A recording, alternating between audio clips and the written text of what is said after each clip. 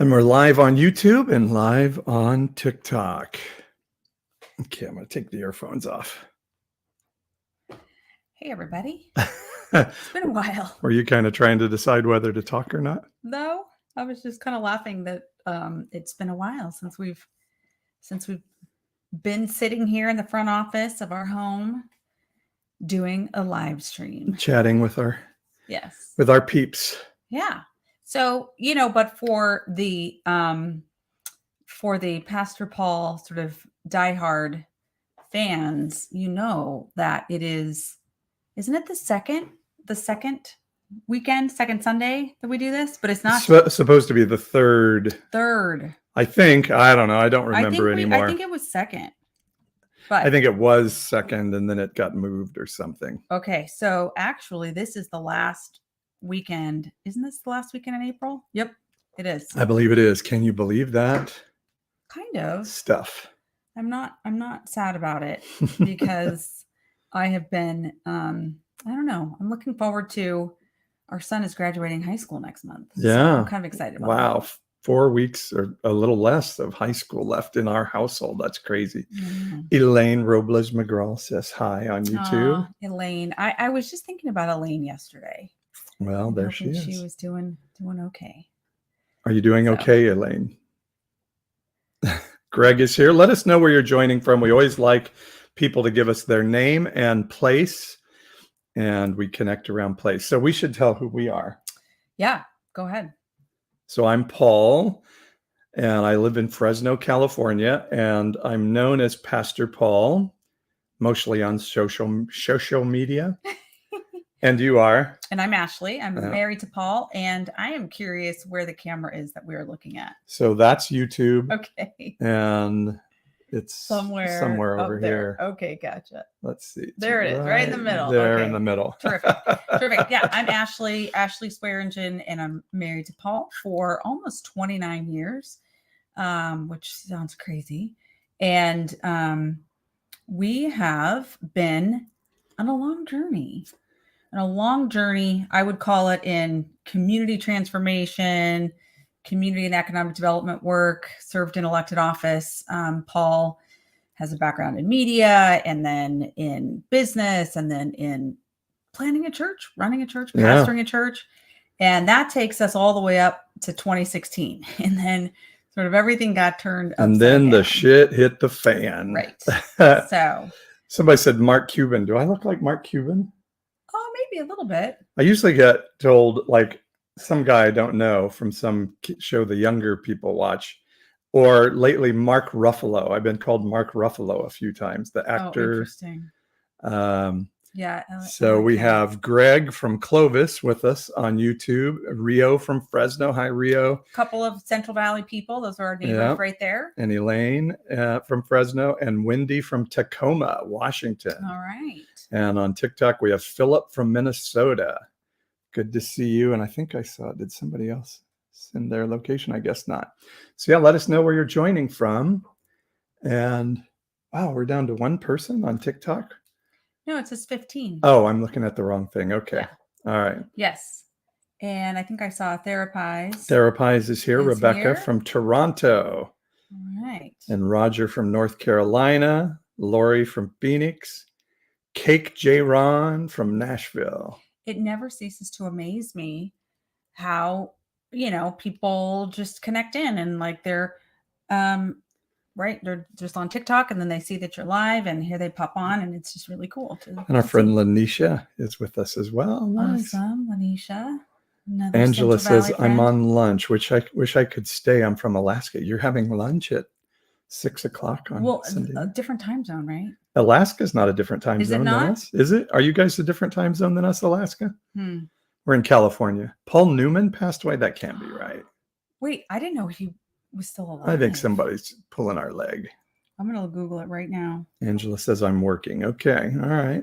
Well, good. Glad to have you with us. So this is where we, whoops. Go ahead. I'm searching if Paul Newman is still alive. No, I think there's no chance. I think somebody's trying to be funny. Did he die a long time ago? I don't think so. It's 5:04 p.m. in Alaska. So how can that be? He died in 2008. Okay. Yeah, I knew somebody was playing a joke on us there. Some folks are like 6-year-olds when they get on the TikTok Gotcha. comment And you know stream. what? I fall for it every time. I'll be honest. I have fallen for some kind of mean social media jokes. Cindy from California. Yeah. My mom goes to Hibbs Church in Chino. Oh, that one. Okay. Hi, Pastor Paul from 8-year-old. Greg says, I didn't know you could live stream longer shows on TikTok. Yeah, we can do live. Although I was banned from lives on TikTok this week because you know what I was doing to get banned? I was Well, you're going to get banned again. If you I was sharing, it said sexually explicit content. And you know what I was sharing when I got banned for sharing sexually explicit content? I was sharing the story of Onan from the Bible. And it's hilarious because I was making the point that we're in a season when conservative Christian Republican leaders are trying to ban books. Because remember, banning books has always been a good idea through history. They're trying to ban books. And so I was making the point that the most sexually explicit book in any library in America is the Bible. Stop saying sex. You're going to get kicked off. And the interesting thing is I got kicked off of TikTok Live because my content was too sexually explicit when I was quoting the Bible. And let's just say, like, the most scantily clad human beings get on this platform and shake it, like all the time. So, you know, having a story about what's it? Odom? What a Onan. Onan. Anyway. You never heard the story of Onan? I had, but you know what? Honestly, I don't think spilled his seed. Stop saying that. It just was wrong. For a long time in history, masturbation was called onanism because God killed, but he didn't actually kill him. And also, he wasn't exactly doing the M word. Yeah, he wasn't. He was doing the pullout. So I don't think that in my church experience growing up in Fort Smith, Arkansas, at First Baptist Church at Vacation Bible School, we did not talk a lot about that story. No. The Onan story didn't get a lot of play. No. But I was, yeah, you better not mention Lot's daughters. Yeah, I was making the point that if we're going to allow no gender to be spoken, no sex, then the Bible's going to have to be banned from schools because it is a sexually explicit. Song of Solomon, we used to read in church on Sunday nights when we were really bored. To say we were bored with the Sunday night service is a little bit of an oxymoron. Any Sunday night service in any assemblies you've got in history is the most boring thing in history. Honestly, it's Sunday night and it's like, I can just being able to sit here and have fun on a Sunday night is like such a big deal. When I was growing up, we had to go to church Sunday morning, Sunday night, Wednesday night. And I feel like. And we would have youth group on Monday night. See, we didn't. We had. While Monday night football was on. Yeah, no, we had like, I think before Wednesday night church, there was like a youth gathering. It was called Girls in Action. See, we had Royal Rangers on Wednesday night. Yeah. So, yeah. So anyway. But that was the worst because you had to go to church all morning long and then out to lunch. And then you would come home and you'd have to take a nap in the afternoon. And then you'd have to get up and go back to effing church. And can I also say what was disgusting about my Sundays growing up? Although this is actually sweet. My mom would make a pot roast every single Sunday. And because I think her mom made a pot roast every single Sunday while they're at church, you know, you put the meat in the pan or the crock pot thing, leave it, come back. So we would have like stewed carrots, stewed potatoes, roast beef, and gravy was the only good thing.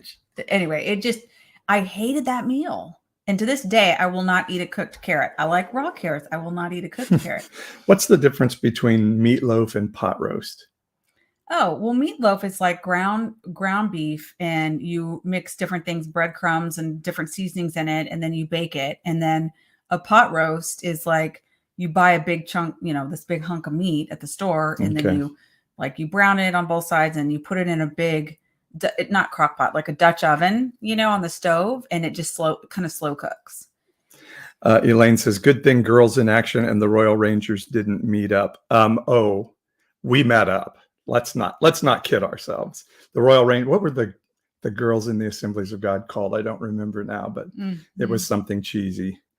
And we would sing Onward Christian Soldiers and think we were something. The only thing that was kind of cool is every now and then, like maybe once every 4 or 5 years, we would go out to dinner after Sunday night church at Bob's Big Boy. Oh, it was Pizza Hut for us, and it was rare that we got to go. Like I said, I can remember actually doing that one time. So but we would get to go to like experience.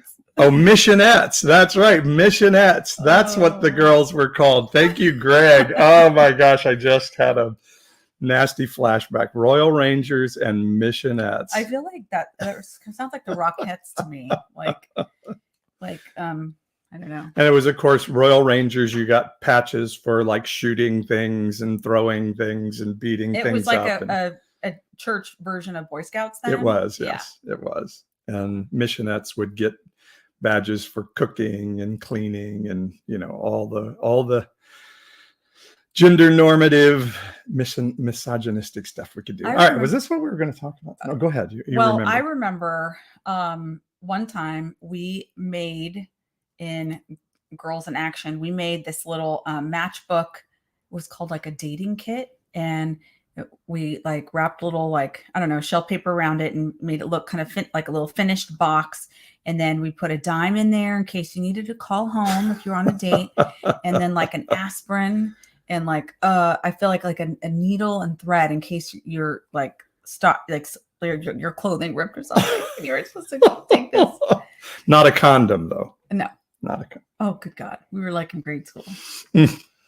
Anyway. Okay, fair enough. Anyway, so, well, there you go. We were not intending to talk about that, but I know. I think we chased everybody off. I know. It's funny. We're watching folks drop off. But yeah, so we like to get on about once a month and reflect on what's been going on for the last month. And, you know, I know Paul's on TikTok all the time, social media all the time. And you know, I think I'm seeing the comment about, let's see, Amanda is saying Amanda loves your TikTok. Are you talking about Anna Laffamachud or something? Sorry, can't see from here.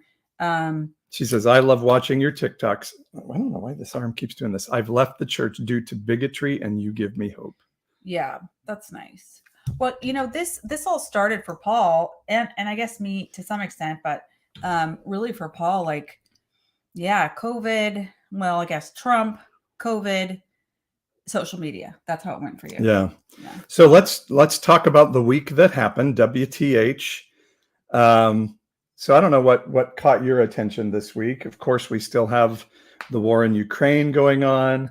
For me, I think there were two things that happened. Marjorie Taylor Greene testifying, which is the first time we've had a Republican on the stand having to, in public, answer questions about January 6th, which is amazing what you suddenly can't remember about one of the most memorable days in the history of American history. But and then Kevin McCarthy, the story coming out that Kevin McCarthy, the minority leader of the House, potentially Speaker of the House, if the Republicans take the House in the midterms this year, the story coming out that he was going to urge President Trump to resign after January 6th, adamantly telling other leaders in the Republican caucus that he was going to do it. Then his office denying it adamantly this week. And there's a recording. And he did absolutely say he was going to demand President Trump resign. And yet his office is still denying it because crazily in this world, a Republican can deny what is obvious to our ears and eyes, and their followers still buy it. So that was kind of what I saw this week. What stood out for you? Yeah, I think on the national front, I am really consumed and concerned about the Ukraine situation, to be honest. I mean, I think I probably emotionally blocked some of the national politics stuff. But yes, the McCarthy story was certainly very, very interesting. And what I found myself thinking about on that front was, okay, so like how did who had this recording And what is the backstory on it being released? And of course, there's this book coming out, and it's called, I think it's called This Won't Pass. This Won't Pass. This Won't Pass. Yeah. And so the book's coming out, and so all of a sudden these recordings are getting released, and it's like I can't help but assume that like Congresswoman Cheney had to have leaked that, right? I mean, or she denied it though. Okay, well, anyway, the fact that these folks get on these calls, you have to know you're being recorded. Like you have to assume that at all times. And so I don't know. I just kind of I wasn't surprised by the conversation, by the back and forth that we could hear on the recording. I wasn't surprised by that at all. I was just more intrigued by what the backstory was with it being leaked. Yeah. And here's one. So if I asked you, did you call the president and demand he pass martial law after the 2020 election? Would you have to think hard to remember whether you did or did not make that call? I would not. I would not have to think hard about that. Well, apparently for Marjorie Taylor Greene, she must call all kinds of people demanding martial law be passed because she could not remember whether she had called the president and asked him to impose martial law after the election of 2020. You know what's so funny is like seeing the email, Facebook, just sort of the craziness that was 2016 with all the center right crazy Christian people saying that President Obama was going to declare martial law and suspend the presidential election. Right. He was going to like make something up as to why he was going to get to stay in office. What they accused President Obama of is exactly what they then did. They begged the president to do it. And so this whole thing of like, oh, so the Democrats are going to call martial law. And then they're the very ones saying, call for martial law. Like, come on, And the crazy thing is all of this information is coming out is that it was Bill Barr and Mike Pence, two of the most partisan people in their positions ever, although a vice president always is, but yeah, Mike Pence selling out all his values to be vice president, and Bill Barr probably the most partisan, I would say corrupt, but certainly partisan, what was he, attorney general? Head of the Justice Department, I think attorney general. Yeah. Those are the two guys that saved us on January 6th. Yeah. Those were the two guys that said, no, we're not going to do this criminal anti-Constitution act that the administration and their crazy, crazy followers want us to do. Yeah. And it's scary to think that it was that close. And it's scary to think that they are trying to put the mechanisms in place to be ready for the next time that they lose an election, that they can then try to subvert that election. And the Democrats are doing little to nothing about it. That's the crazy thing. So, yeah. You have nothing to say on that? I don't have anything to say. I mean, I have to be honest. I feel very, I'm just so tired of all of that. I'm so tired of it. Yeah. I don't have the like, let me get really upset about all this anymore. I don't have it. It's just like, it's exhausting, and it feels like there's nothing that I can do. So I kind of just do heads down, do what I can to try to change my own community and region. And, I don't know. That's just where I'm just being honest. I think I think that's what the Republicans are depending on. That's why Kevin McCarthy can lie about something that's on audio tape, because people will forget in 48 hours and nothing will happen. And so we are really in a space where, and I guess you figure the reason the Democrats are doing nothing about it is they must have poop in their cabin as well that they don't want coming out into the light of day. So it is a little bit of a rough time in our history. But I do think if we don't stand up and say this can't go forward, and at least vote against that type of corruption, we probably will end up with maybe what we deserve. I don't know. Well, my assumption and sort of theory all along since, the Trumpism started was that, this sentiment, this really, really, really toxic, disgusting collaboration and sort of cabal between politics and, right-wing politics and evangelicalism, that's been going on in our country for a really long time, and it's just been under the surface. And so when Trump was elected, for me, I could always hold out a little bit of hope in thinking like, oh, okay, this is part of like getting that sort of thinking on full display so that it can be interrogated by the light of day, so that people across the country can come to grips with what that is and shine the light and sort of recommit to a democratic society that is based on our Constitution and based on respect for other people, even if you have differences, et cetera. And so, like, as kind of bad as it all was in the beginning, I could be like, oh, but I think it's serving a purpose. I think it's allowing us to see what this is and choose something different. So now, 5 years later, and seeing I guess I didn't think that it's like raising the Titanic.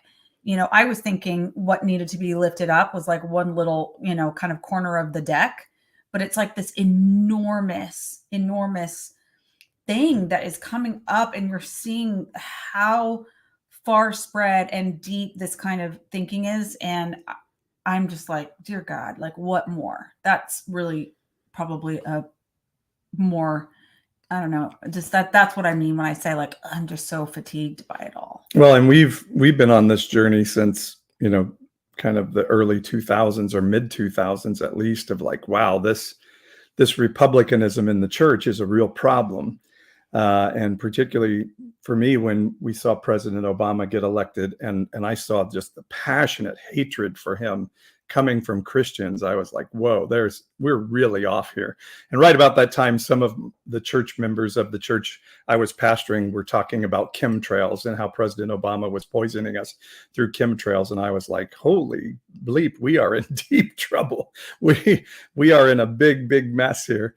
And so we're still like, when Trump came along, I think we kept saying, well, now Christians are going to see, and they're not going to. Well, now now after he said the P word, now after he said what he said about McCain, that has to be. And we're still like, now we're in 2022, and we say, now will Christians realize who Trump is and say he's not the Messiah?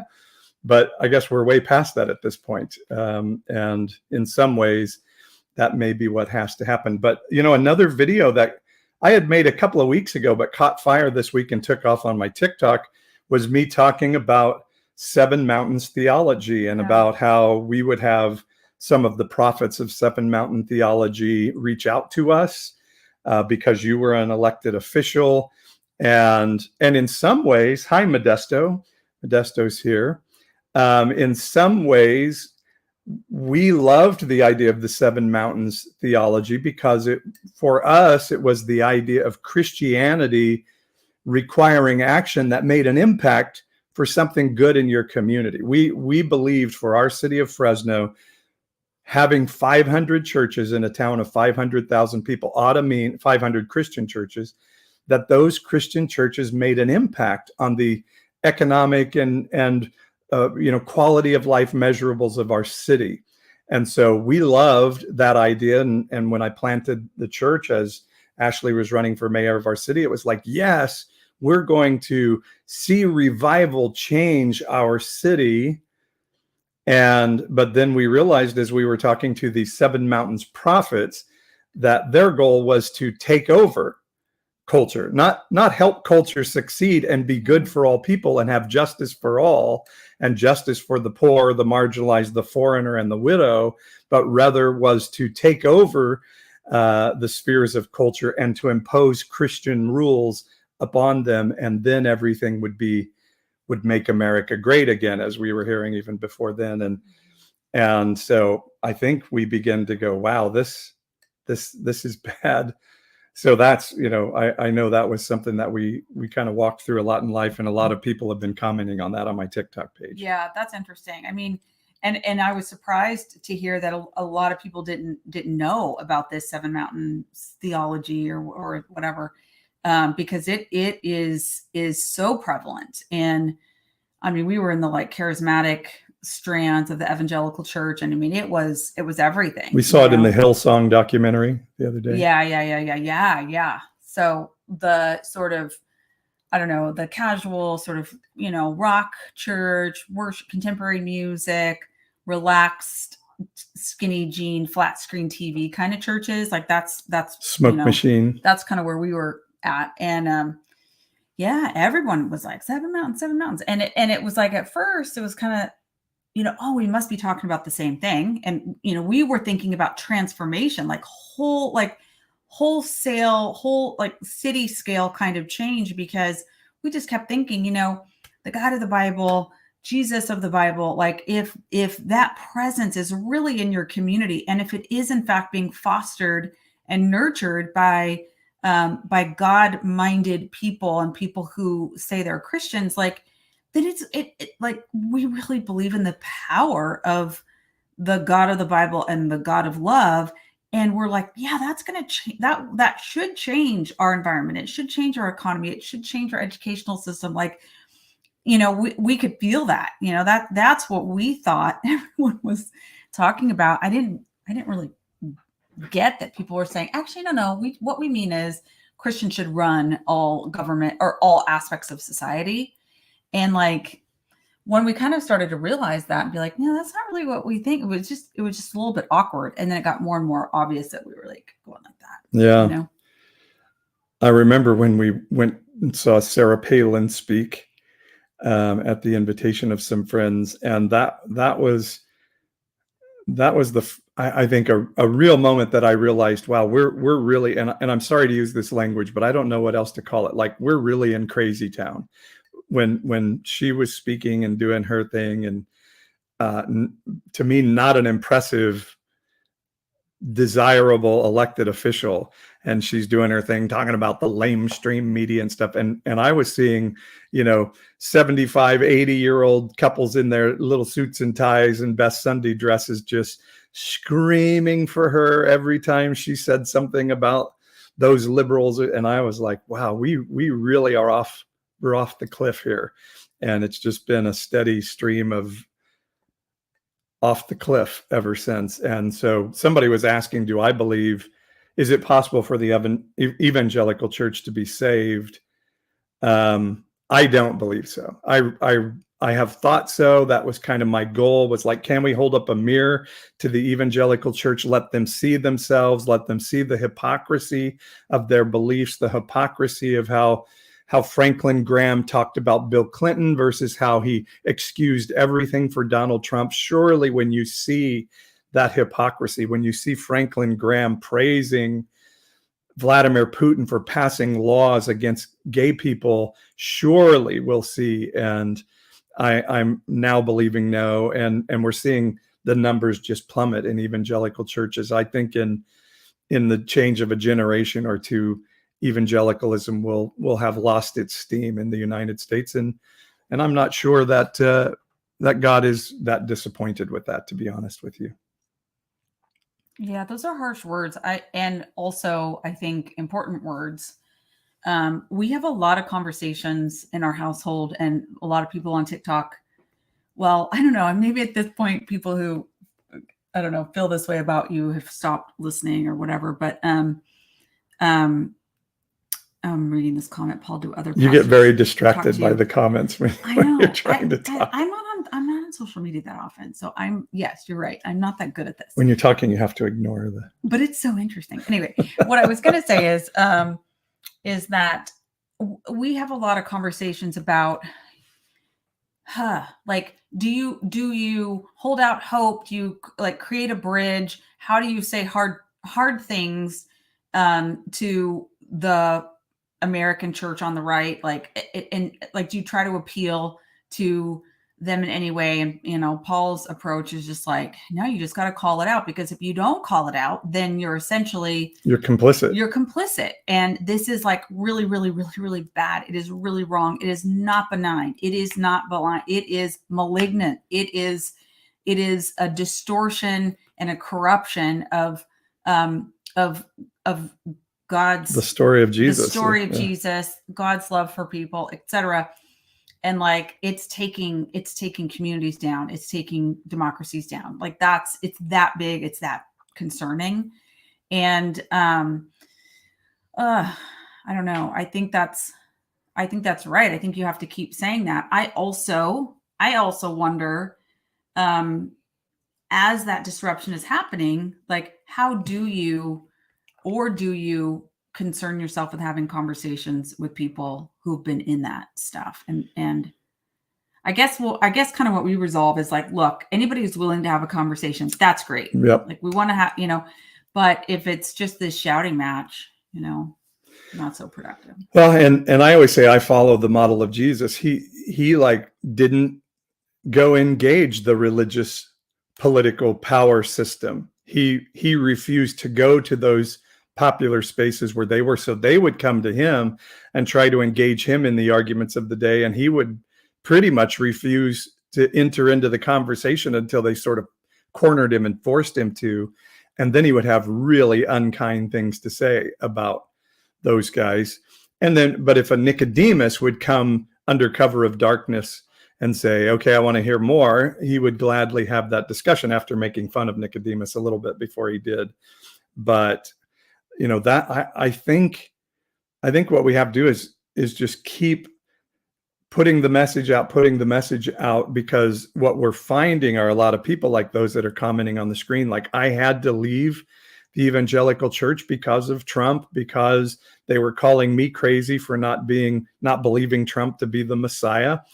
And our job now is to give space to those people who are this ever-growing population of people who are leaving that space. And what we're finding is a lot of people are saying, well, what do I do now? As one of the comments did there, what is my identity? I'm not sure what I even believe. And that's why we've been touting my Reconstruction U coaching that I do, because we start to say, okay, we're going to have to recraft our identity and our powerful understanding of our story so we can stand up under what is becoming an increasingly divisive and crazy culture. And so, by the way, you can go to my website, pastor-paul.com. We're offering a 40% discount on my coaching services right now, and I'm offering a free one-on-one. So go to pastor-paul.com and you can schedule a one-on-one right on my calendar by hitting the link. And we can talk about whether it's a good time for you to go. You've been deconstructing your beliefs, if it's a good time to sort of start to reconstruct that identity on the other side. So I got to throw in a little commercial there in the midst of that discussion. But I think that was good timing, because I've seen a couple comments from people talking about how hard it is to leave the only community they've known for 20 years in one case, and somebody else talking about how they're intentionally trying to meet and connect with people that don't think like us. So I think I have the luxury and the benefit of living with you and talking with you about this stuff almost 24/7. Especially during COVID, we've been in the house together for so long. Yes, we have. Now I'm back at work. Anyway, but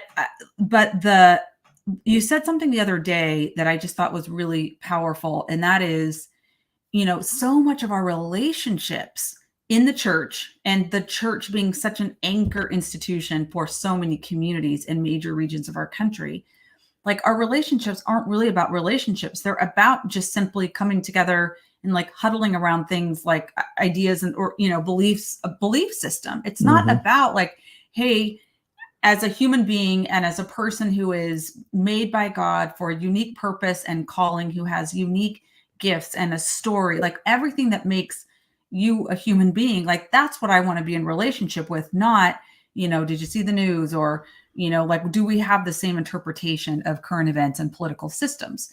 And so the fact that now we're dividing into like our church community is really not about community. We use those words all the time. We act like, oh, we're so relationship driven. No, really not. We're really, really not. We were belief driven. We are committed to a belief system, and then we make a little bit of room for people who have the same exact belief system, and that is it. Barely. I grew up in a church system that we didn't say it out loud very often, but we thought that people in your church system, which was almost exactly the same as us, that's true, you were going to hell. Right. Forget whether we thought, people of other religions were going to hell, or even Catholics. Like, we thought other Protestants were going to hell because you didn't believe exactly like us.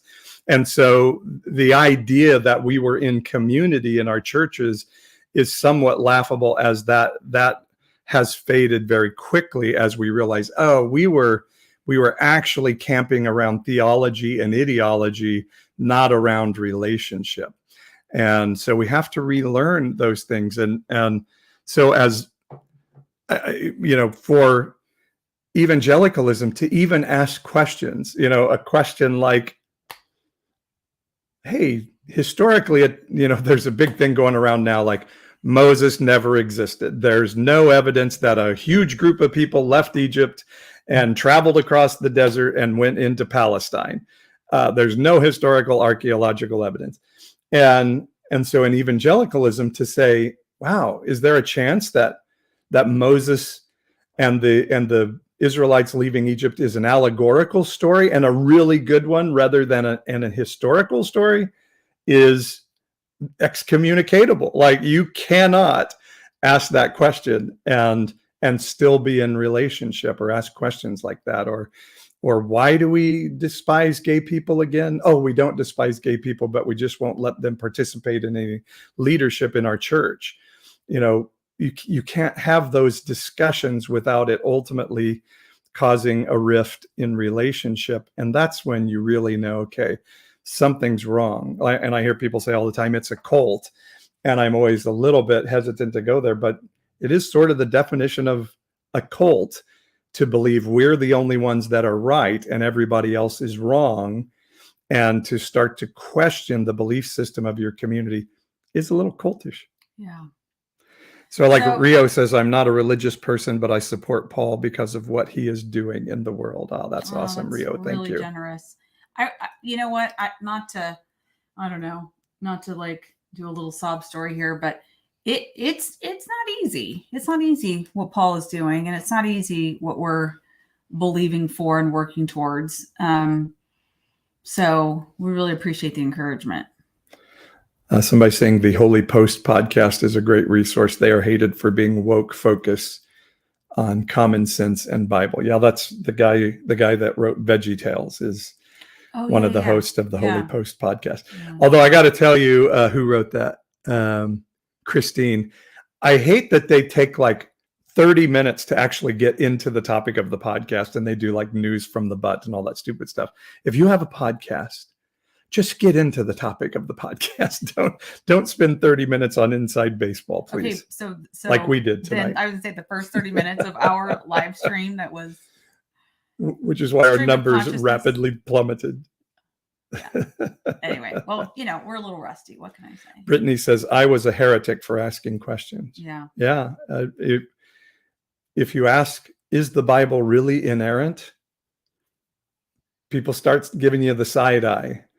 And when I was a pastor and senior pastor of a church, and I shared a 3-part series on Revelation and the rapture and end times, and sort of laid out, like, I'm not totally sure where my theology is on this right now. I'm going to lay out some different ways to view than what has been traditional in the recent history of evangelical circles. People got really upset. They're like, you have to know. You're the pastor. If you don't know, you must not be hearing the Holy Spirit. And I don't think that's what the Bible says at all. I think we're constantly supposed to be reevaluating.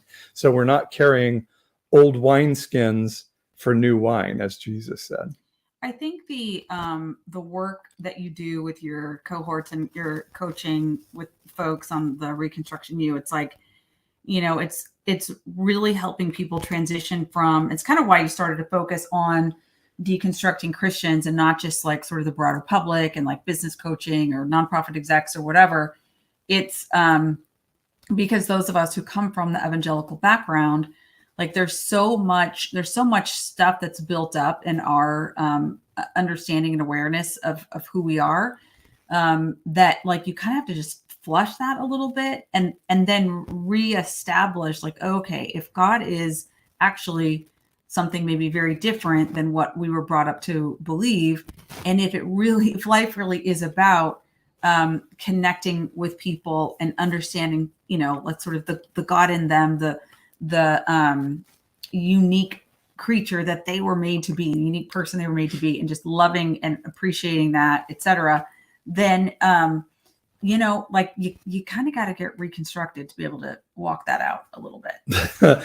Almost inevitably, when I'm working with somebody who grew up in an evangelical or a Catholic church, or maybe Mormons, this is happening in Mormonism a lot as well, is we have to first break down the theology that says you're a terrible person. Like you were born a terrible person. And I don't think the Bible really says that at all.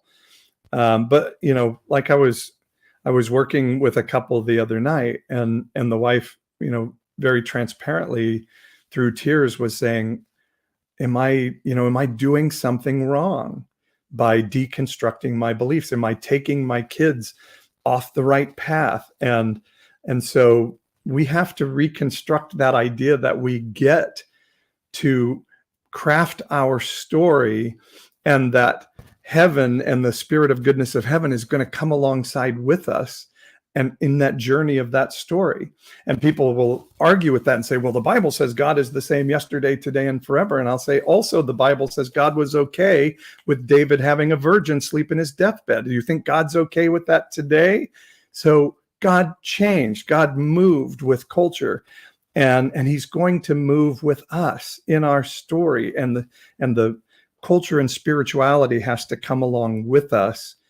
And it's just, and for any evangelical that says, well, it's always been the same for us. No, your story that you believe today, the belief system of the American evangelical today, is absolutely different than what the early Christians believed. So it's pure hypocrisy to say, well, we've always stuck to the same story, because the end times and rapture beliefs of the evangelical church alone are less than 150 years old.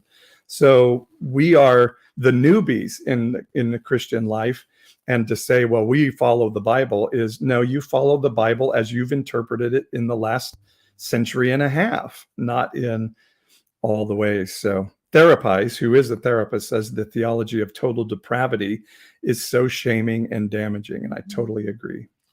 Yeah, it's really encouraging to read these comments, and just, I think one of the things that that has been illuminating for me during COVID, and, Paul, you stepping out and doing all this kind of stuff with your social media platform, is just seeing how many people are going through a similar thing. I mean, I think that's just a big thing to be encouraged by, Yeah, Tommy says, I take my teachings from the New Testament.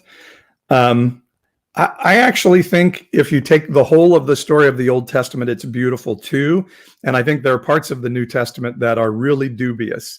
Now that I'm learning, like Timothy, the pastoral epistles of Paul. Paul didn't write them. They were written after Paul was dead.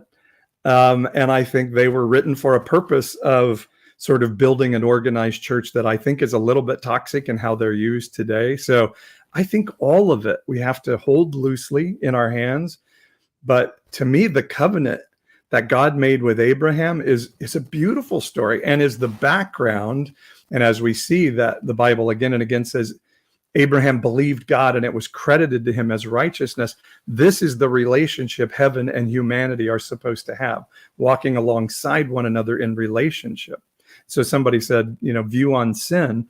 Sin is a violation of relationship, not a list of rules and a code. The book of Romans says the law creates sin. It's not a solution to sin. It creates new, like prohibition in the United States didn't stop people from drinking. It just created a whole new set of sins. And so that's what laws and rules and dogma do. But when heaven and earth, the spirit of goodness of heaven and humanity are walking in partnership together, then we start to say sin is a violation of relationship of one another. And that starts to change how we look at rules and laws and things. We've got a question here. Do you counsel? My husband says he needs therapy due to the church twisting God and the Bible. So I'm not a therapist, so I don't do therapy. Rebecca, who therapies, is a therapist on here, but I do coaching and mentorship. And if you go to my website right now, who's that? Pyrex Love. You can schedule a 15-minute free consultation, and then we can kind of see what you're looking for. And if I can help through my coaching services. And these are things I would love to do for free, but I have to feed my children and be a part of our household income. So we do charge for the services, but we can talk, Pyrex Love, and see kind of what your needs are. And I can either see if I have a service that I can use to help, or if there's something I can do to recommend where you're going. But I do recommend that we have to be intentional to work it through. I was saying this week, with Easter, we have to grieve the death of our dreams and our community and our relationships. There's real grief there. And then that takes some work to start to think of, now what does my life look like on the other side? At least we know not to wear hats in church, unless it's a MAGA hat. I think you can wear MAGA hats in church now. Of course, you have to take them off for the national anthem when the national anthem plays in church, but which it should never, ever, ever be played in a church. I've never been in a church where the national anthem was played. Yeah, I've seen videos of it. So Okay. Thank you for a response. I will be looking into this. Yeah, pastor-paul.com is my website. And I'm not saying I'm the end all be all of everything, but I'm pretty good. I if I can say with all humility, I actually feel like I do a really good job helping people walk through this. I will say that I think you should definitely feel good about that and say that. And it's like, you love doing it. I do love it. Spending time with people one-on-one and just like listening to their stories and helping kind of unpack the burdens that we're carrying and actually get back on the path of God, this sort of God in the Bible has been distorted for all of us. Here's really the message. Here's how it's been distorted, and kind of help people get back on path. So Tommy D is saying, okay, I heard enough. What would I don't know? I think maybe because he said I take my teachings from the New Testament, and so maybe I wasn't enough into the inerrant New Testament. So you guys probably eat pineapple in the closet too, right? What does that mean? I have no idea what that means. How about we let that go? You are good because you've walked it and you are passionate. Thank you, Therapies, for sharing that. Yeah. I think we're maybe a little bit farther on the journey than some. The main thing I would tell you is it's really important that it's okay to grieve. And it's okay to step away from what you've known. I think we are constantly asked again and again to rethink, to be transformed by the renewing of our mind, not to be conformed to the age in which we live, but be transformed by the renewing of our minds. So, Jamie, could you mute Tommy D? He's obviously a little bit of a sick human being. And so if you could help it, I think Jamie's here and she's a moderator. If I have any other moderators on. Some of us become like 6-year-olds in our comments and can't help ourselves. So thank you for doing that. And so, I would love to work with, thank you, Jamie, for doing that. See, the whole gaslighting thing, I'm not weird, you're weird. This thing, oh man, if you guys haven't heard the speech that was given by the Michigan State Senator. What's her name? Mallory. It was Mallory something with an M. Mallory Mick something, I think. Yeah. You can look it up. Oh, it was so good because all of a sudden, Fox News has started talking about grooming, and anytime then Fox News gives a talking point, then all other right-wing media picks it up, and you start hearing it back from right-wing Christians. Mallory McMorrow. And so she was called a groomer. Because if you're not standing with Don't Say Gay laws in Florida and other states condemning trans kids for being alive, then you're a groomer. They're saying you're grooming a child for molestation, which tends to happen in the church quite a bit, but that's a whole nother thing. You're a groomer. And so she stood up and said, well, that's interesting considering I am a Democrat Christian mother, suburban white woman. Yeah. And she just shoved it right up the of her opponent that was saying that about her. And so this stuff is really sick.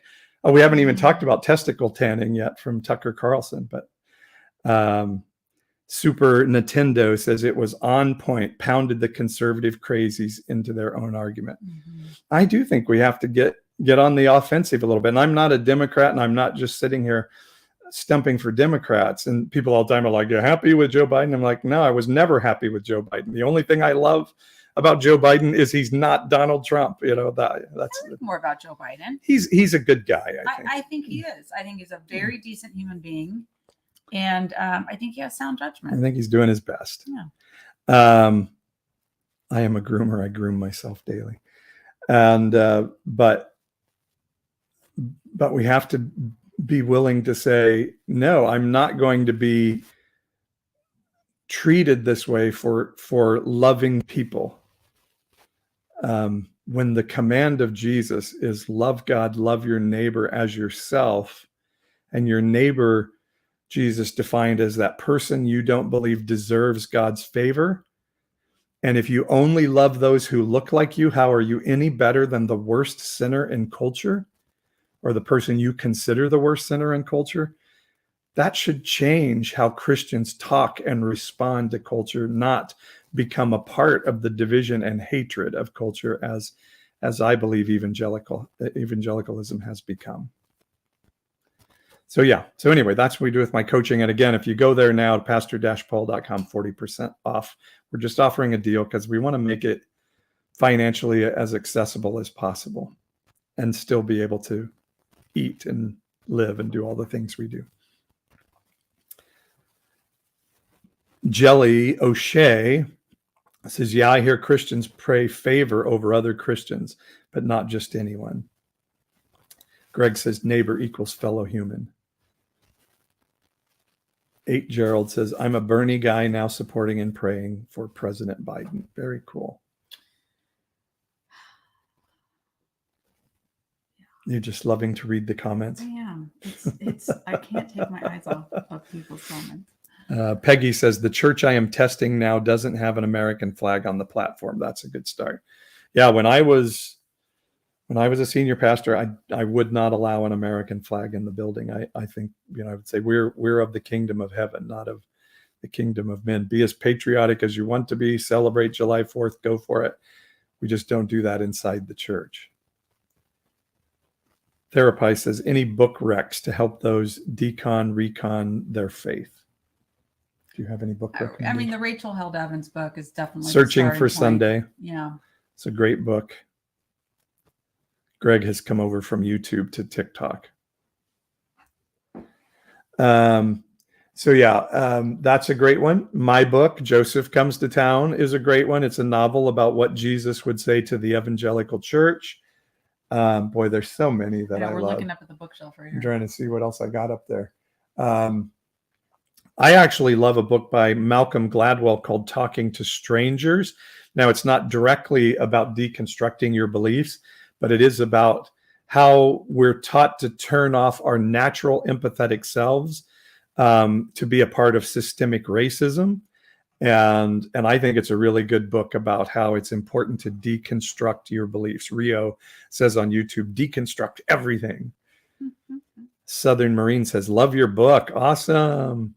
Joseph Comes to Town. I have a copy right here. I can show it to you.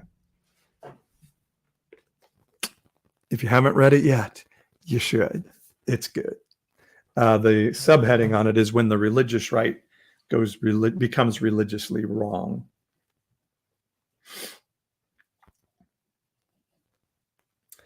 I like your shirt. It says, where the heck is Fresno, California? Yeah, it's my latest Fresno swag. Those of you who have been with us regularly on Paul and Ashley Live, you know that my weekend wardrobe is usually Fresno swag of some sort. And my shirt says, God is not mad at you. Yeah. I have God is not mad at you swag. Mm-hmm. Where can I buy your book? Mail to Canada. Well, you can get it on Amazon, and that's a really easy way to do it. Or you can sign up on my website at pastor-paul.com. At a certain level, you get a free autographed copy, and you can hear the audiobook version. The only place in the world the audiobook version is available with commentaries from me and such is on my website, pastor-paul.com. So you're welcome to get it there. Rio says Fresno Famous. That's right, which is a very popular podcast in Fresno. 8 Gerald Waters says, my brother lives in Fresno. All right. Everyone's brother lives in Fresno. Yeah. I'm pretty convinced of that. The 6 degrees of Fresno at all times. Yeah, it's not even 6. Gerald says, my brother, like everything is mirrored on TikTok. Yes, I can turn the mirroring, but it's not as good a picture. So so you saw the book backwards. Those are good. There are a ton of books and I can never think of them when I'm trying to think about them. Brian McLaren books are good. Rob Bell's Love Wins is a great book. Very controversial book, but I love it. I think it's a great one. We were raised in Chico, says Gerald. All right, cool. Yeah, Jesus and John Wayne. Oh, Jesus and John Wayne's a great book, Rebecca. Yeah. Kristen Dumais was a guest on my podcast very early in the days of me doing the podcast. Love Wins is by Rob Bell. Anything by Brown. You're talking about Brené Brown? Yeah. Anything by Brené Brown is great. Yeah. That's the other half of our bookshelf here is Brené Brown. Yeah. A Letter from Birmingham Jail by MLK. That's a good one. That's actually really powerful. It really is.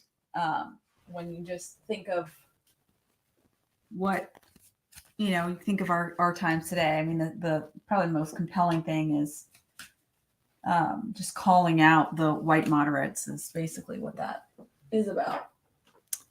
So. I have heard several pastors say, don't pray blessings for people who don't give to them. Yeah, it's definitely an us versus them world. HD1 Chris says, I haven't read your book yet, but do you feel like the current situation is the Saul to Paul conversion? Saul is the name of the protagonist of my book, and he does have a conversion. Now, by the way, I don't think Saul to Paul was actually a conversion. That was just going from the Aramaic version of his name to the Greek version of his name. But yeah. And you should read my book. It's really good. Rob Bell almost caused a revolt when our youth pastor discussed his book at our church.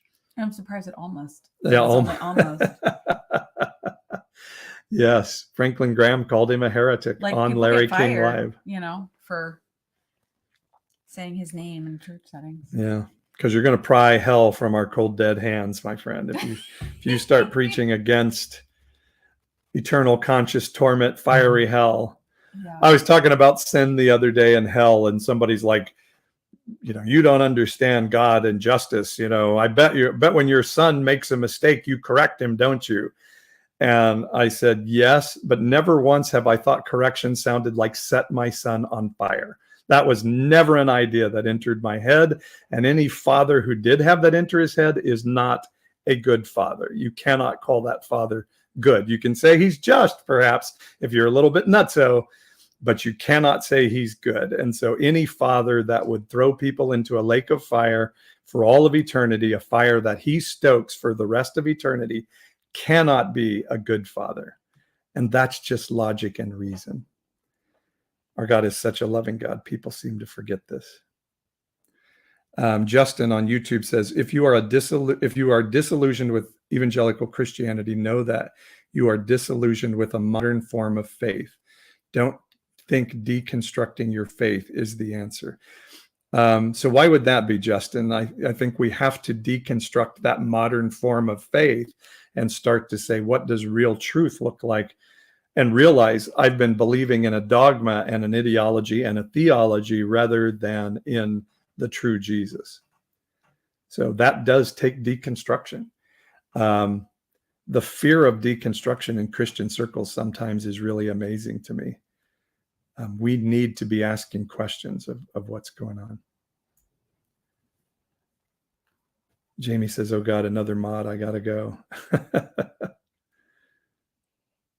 Cake J. Ron says, easy to forget, I don't feel loved. Yeah, that's because our religion has taught us we should not love ourselves, even though Jesus said, love your neighbor as yourself. Good morning from Japan. John Anthony from Japan. Hi, Japan. We had somebody in our Sunday community day from Australia. She said it was 3:30 in the morning. Oh my goodness. In Australia. Justin says, the answer to new Christianity isn't newer Christianity. Look to the ancient faith, look to the roots, deconstruct. And what Pastor Paul preaches sounds like the faith of the Antichrist. Cool, Justin. Cool, baby. God said, I would never thought of that when babies were being burned in the Bible. Yeah. God isn't afraid of asking questions. 12 p.m. here in Australia, Victoria. All right. And Vince is here. All right. Hi, Vince is in my current coaching cohort. So he's one of my clients. What dogma were you caught up in? I was raised in evangelicalism with human depravity theology, original sin theology, just all the theologies that believe God was not quite big enough to take care of sin. We had to fix it ourselves, all of those.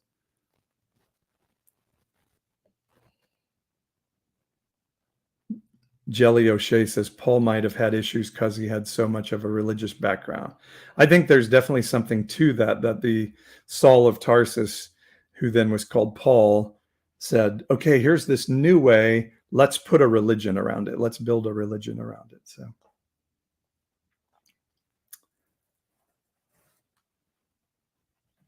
Justin says, it's because of you and other pastors on this app that I'm taking my first steps in the ministry. Wow, Justin, that's really cool. I would love to meet you sometime. If you want to contact me through my website, we could chat for a bit and see how that just love to hear your story. Aaron says, I'm gay and God loves me. I will not be punished for loving someone of the same gender. I agree, Aaron.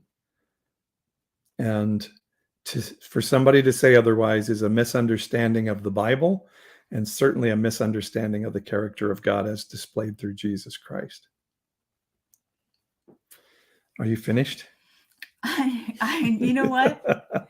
You guys have to have a little bit of grace for me. I am out of gas. All right. I'm out of gas.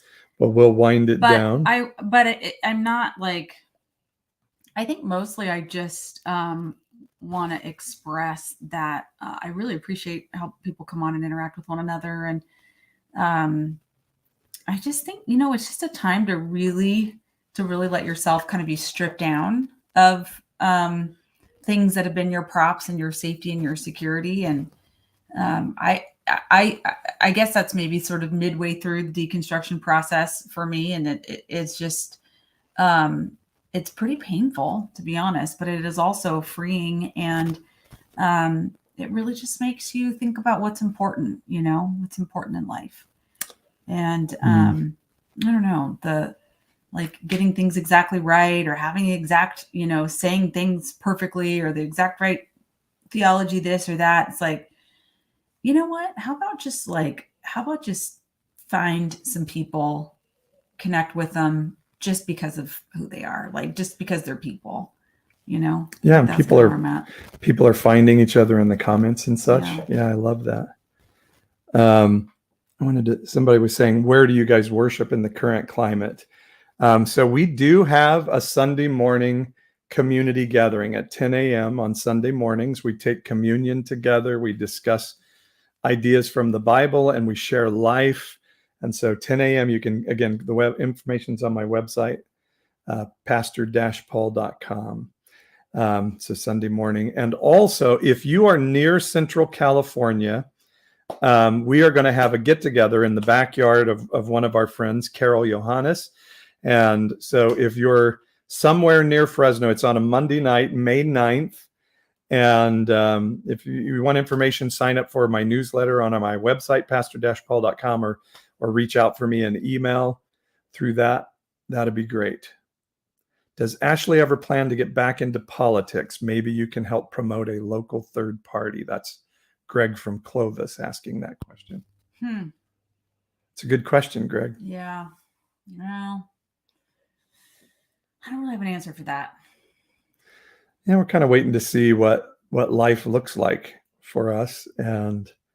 But Ashley's, even out of office, is doing amazing things to change our community and our state. She has great influence in our state. People come to her for input and advice, and through her role in our local Central Valley Community Foundation, working to bring economic equality to different communities in our region, and really then other places throughout the state are coming to Fresno to say, hey, how are you guys doing this? This is amazing. And so she's kind of doing it without having the elected position right now. Yeah. So there, obviously I have great respect for people who serve in elected office, but I think sometimes we mistake that governmental power in the moment for really being able to create community change. And sometimes that can be, but a lot of times it's like there's so much stuff that has to be done outside of, the elected role. So I'm kind of just doing that stuff right now. HD1 Chris says, I'm in Alabama, sadly. Alabama, you are behind the red curtain. There's no doubt about it. You are deep in the heart of the South, my friend. Thank you for what you do. You have been a positive influence in my own deconstructing, says Cheryl. God's plan is divine. TCDG 32, truly inspiring. HD1 Chris. So I'm deconstructing slowly. I think that's good. Christians are always like, okay, when are you going to get to joy? When are you going to get to victory? When are you going to get to the other side? And I say, don't be pressured into going too quickly. There does Ecclesiastes tells us there's a time to die. There's a time to mourn. There's a time to break down. And if we don't spend our time in mourning and grieving and breaking down, we will build the same damn thing we just left behind. So we got to be careful. Rio says, thanks to both of you for the work you do in the world and in our local community. Thank you, guys.